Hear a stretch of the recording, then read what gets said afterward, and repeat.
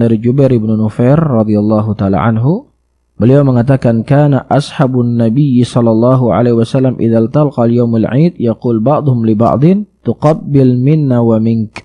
Dahulunya sahabat Nabi sallallahu alaihi wasallam apabila mereka bertemu di hari raya Idul Fitri atau Idul Adha, mereka berkata kepada sebagian yang lainnya, tuqabbil minna wa minka.